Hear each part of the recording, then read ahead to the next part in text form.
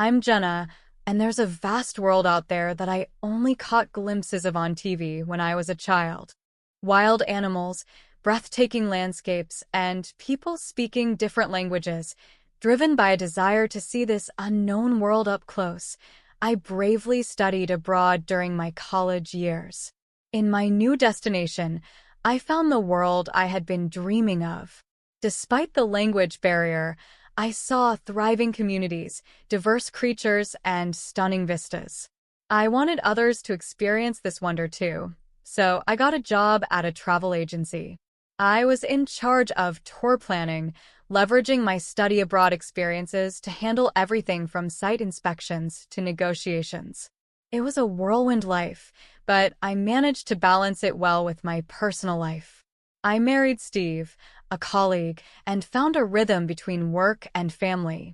However, a problem arose with my mother-in-law, Charlotte, a housewife herself.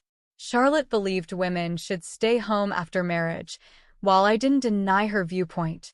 I found it outdated and told her so. She retorted, "Isn't it a woman's job to support her husband? Do you have a problem with that?" I disagreed, but ultimately, Charlotte didn't understand. To avoid conflict, I suggested to Steve that we buy a house. He readily agreed, and we moved into our own place. But Charlotte's visits increased every weekend. She would come over often, making noise with Steve, never taking care of her own husband, David. I wanted to point out the contradiction in her beliefs, but I held my tongue to avoid a fight. One weekend, amidst her usual commotion, Charlotte mentioned, "I'm going on a trip next week. Please be careful."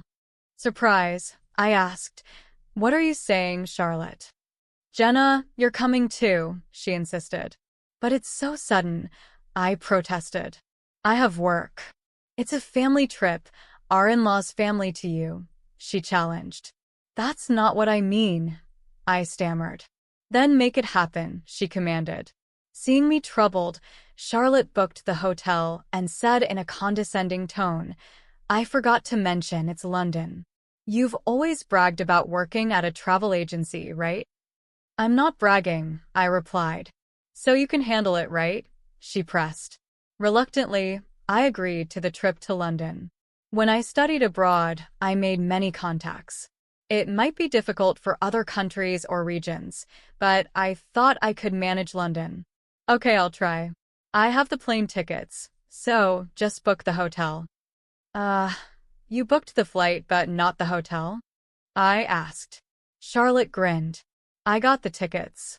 I exchanged my card miles for first-class tickets." Judging by her joy, it seemed true. Then I noticed piles of branded goods on the sofa. Understanding dawned on me. Hearing "first class," Steve leaned in. "First class? Seriously, Mom?" "Yes, it's a first-class trip abroad," Charlotte confirmed. "Awesome. We will leave at 9:30 p.m. so you can work till the last minute," she added, still grinning. It felt odd, but there was no point in lying about the trip. I had to book the hotel properly, or she would complain. But finding a hotel on such short notice wouldn't be easy. After some thought, I decided to use my old contacts for my study abroad days to get a hotel referral over the phone. I asked, "Can you do it as a favor for Jenna?" "Sure, for people, 2 rooms," they replied. "Thank you," I replied, successfully booking the hotel on the day of the trip. I couldn't take the day off due to the short notice. Charlotte told me to meet at the airport at 6 p.m., so I thought I could wrap up work and make it in time. Suddenly, Charlotte called. "Hello, Charlotte. Jenna, are you done with work?" "I'm just leaving the office now, so I'll be at the airport after 6 p.m. "Oh, that's too bad," she said, "huh? Well, we're actually leaving at 6 p.m. "No way." I hurried back to my desk and searched the flight schedule on my computer. There was a 9:30 p.m. flight to London, but also a flight leaving just after 6 p.m. Could it be this flight? "Yes, so the family is going without you," Charlotte confirmed. "If you leave me behind, what about David? You're supposed to be sick." I was furious. How could she plan so thoroughly to exclude me? It was unforgivable. But showing my frustration would play into Charlotte's hands. I had to hide my feelings, even if it meant putting on a brave face.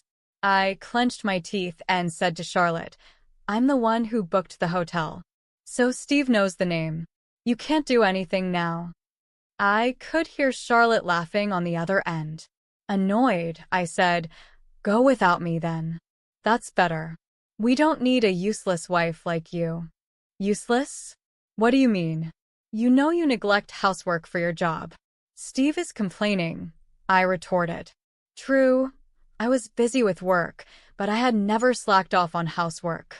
Why would Steve complain? Can I speak to him? Sure. Jenna wants to talk. A mocking voice was followed by Steve's hello. What's up, Jenna? Steve, what do you mean you're complaining about me? Just that you're always at work and neglecting me, he replied. Neglect? I prepare meals, clean, and do laundry. But you think you're doing it all yourself, right? That's not true. Shouldn't you respect me more? Listen to me, do things for me, huh? I know a wife who supports her husband is valued. It's convenient for the husband, but that's not all there is to a marriage. I never badmouth you in public. I always praise you. But when it's just the two of us, we need to speak our minds. Otherwise, our relationship will fall apart and I'll become nothing but a servant to you, I said. Steve kept complaining. So you think you can act all high and mighty because you earn more? Not at all. Anyway, that annoys me, and you're leaving me behind for that. Yeah, consider it stress relief. I'll bring you a souvenir, so don't worry. That's not the point, I said. I was furious. Steve was clearly taking me for granted. If that's how it is, I have my own plans. Fine, enjoy the trip, I said as he hung up, sounding happy. I was livid. I couldn't stand this self-centered Steve and Charlotte. Enjoy your trip without me, but be prepared. Even if you come back crying and apologizing, I will forgive you. I rushed out of the office with my mobile phone. Hey, it's Jenna. Are you free? I need to talk about that hotel booking. With the trip canceled, I had plenty of time to settle everything. Determined, I ran around handling various tasks. The next evening, exhausted, I got home, and the phone rang. Hell, Jenna, what were you thinking? It was Charlotte, sounding quite angry. I knew the reason but pretended not to. Charlotte, are you enjoying the trip? This is no time for that. We can't check into the hotel. Did you meet the reservation? I canceled it because I wasn't going. Huh? What then? Where are we supposed to stay tonight? I don't know. Charlotte's angry voice came through, but since she was in London, her anger over the phone wasn't scary at all. That's tough. Being abroad without a hotel, you never know what might happen. It's not the safest place, you know. Wait, help me. Charlotte sounded panicked. Then a faint voice in the background said, There's a canceled room. David's negotiating for us to stay there. It was Steve. Is that true, Steve? I asked. Looks like it'll be fine, he replied. You see, Jenna? Charlotte's voice turned triumphant, as if her earlier panic were a lie. Too bad for you. Your plan didn't work well. The room was available because I canceled it. Enjoy your stay, Charlotte. Then I hung up, feeling a strange sense of satisfaction. Despite everything, I canceled it, but this was all part of my plan. My real aim was something else. Glad there was a vacancy. Thought you'd be smug about canceling our hotel, didn't you? Barbara seared. No, not really. Frustrated, aren't you? You can admit it if you're upset. I just canceled it because I wasn't going. Putting on a brave face. How pathetic, typical of Steve's useless wife. Charlotte laughed loudly, then continued bragging about the amazing scenery and delicious food. Tired of listening, I quietly hung up the phone. She probably didn't even notice. I smiled a little at that thought. Anyway, just a few more days to endure. I braced myself and had dinner. A few days later, as I was heading to the station, Charlotte called again. Hello, what's up, Jenna? What's going on now? Not again. What's wrong with this hotel? What are you talking about? Charlotte explained. Thanks to David's negotiation, they stayed in the room I canceled. They were supposed to stay for 4 days and check out today, but there was a problem. They were billed £8,000 by the hotel. So, what's the issue? It's £2,000 per night, right? That's about $2,250,000 per night. Ridiculous. It's for 2 rooms, right? So about $12,000 per room. You told Steve it was $300 per room per night. Yes, I did. So it should be $600 for 2 rooms. Why is it 4 times more? I was astonished. They stayed without even checking the room rates. Well, I anticipated this. I set it up accordingly. Charlotte making a fuss on the phone must have been bothering others. I let out a small chuckle, enjoying the sweet taste of my small victory. I should calm her down. Hey, Jenna, you hear me? Charlotte, can you be a bit quieter? Why did you lie? She's good at accusing others without reflecting on herself. Exasperated, I began to explain to Charlotte. The $300 rate was because I made the reservation. So, because it was last minute, I asked a friend who runs a hotel. A friend of yours? Yes, their hotel offers rooms for around $600 for 2 people. Then why $1,200?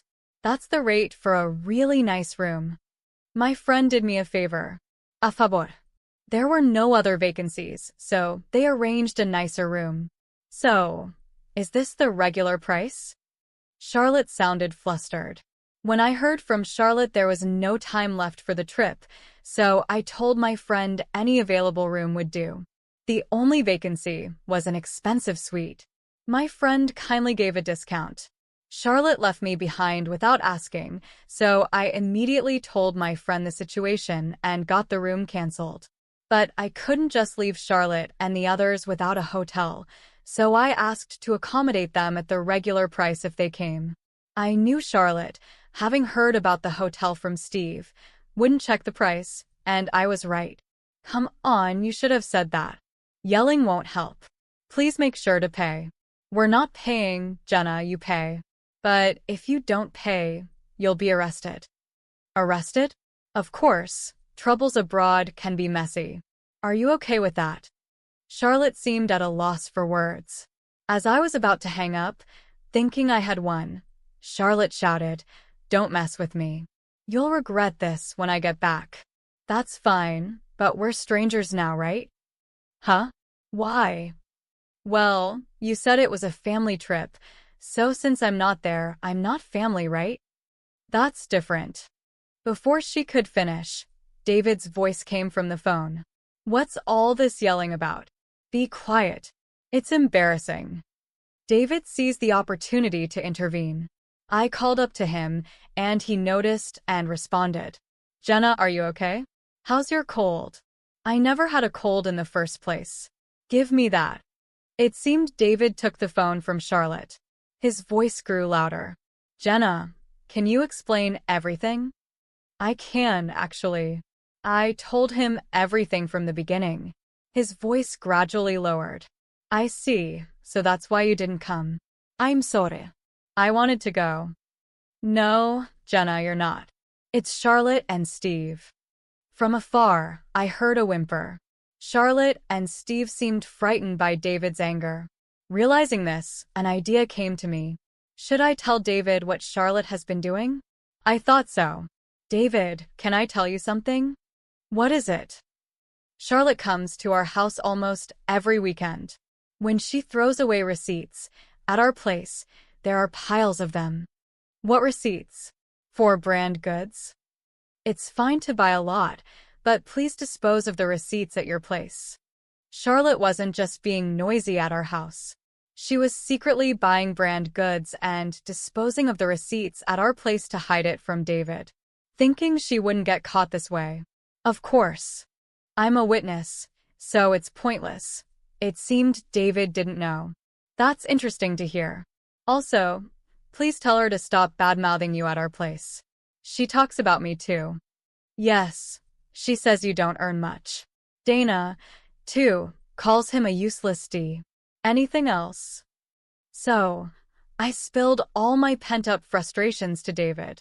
Of course, some of it wasn't directly related to David, but he listened silently, and at the end, he apologized to me. I'm sorry. Now I understand.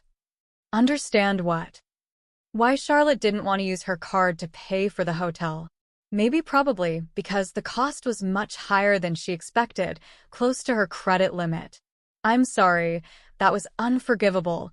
All your wasteful spending, Charlotte. I want a divorce. Please don't do that. David's shouting was followed by Charlotte's pitiful voice. He also yelled at Steve. Steve, why don't you defend your wife? Well, don't come to my house anymore. Reflect on this alone. Yes, sir. Steve sounded unusually obedient. Probably, he thought being banished from his parents' house wasn't a big deal. That's when I struck the final blow. So, Steve, looks like you're going to live alone now, huh? What do you mean? Suddenly, Steve's voice got louder. He must have grabbed the phone. I moved my phone away and told him the situation. Steve, I want a divorce. A divorce? You're joking, right? No, I'm serious. I've already sold the house.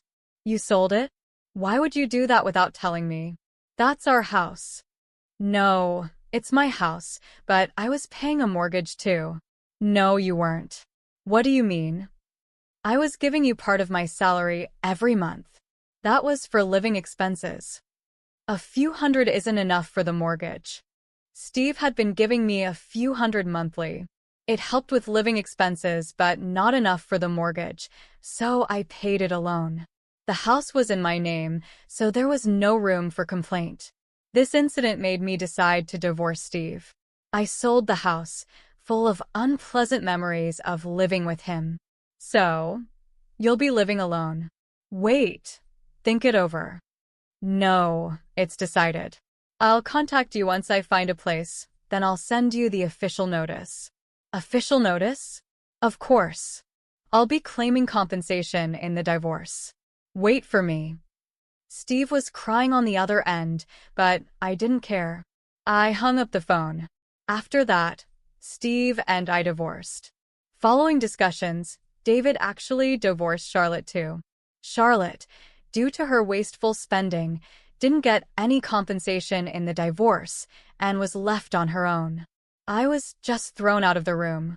Steve was nearly broke, apparently having spent everything except the few hundred he gave me each month on frivolities. Now he's living in a rundown apartment and commuting to work. But things might be better for Steve than Charlotte.